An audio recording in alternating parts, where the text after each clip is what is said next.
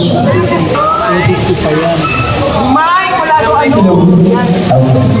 Okay. Here's my question. Since we are celebrating Pride Month, for you, what is Pride? Again, since we are celebrating Pride Month, for you, what is Pride? Wow. Thank you so much for the very wonderful and interesting question.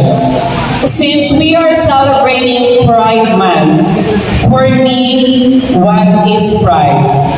Pride, ito po, ay ang pinaglalaban ng karapatan bilang isang LGBT community. At hindi lamang po para sa amin, kundi para rin sa kanglahatan na merong pride or dignidad na para sa kanilang mga sarili. But there is one acronym that means for me what is pride. P, pinaglalaban. R, respetuhin ang ating sarili.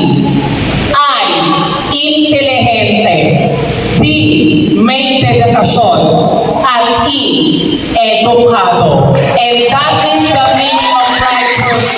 At kung ayan ay itatarang natin sa ating isipan ang bawat letra at bawat kahulugan ng pride na pinaglalaban natin, ay mauunawaan na kahit dito sa lupa ay may paraiso din. Magandang gabi po.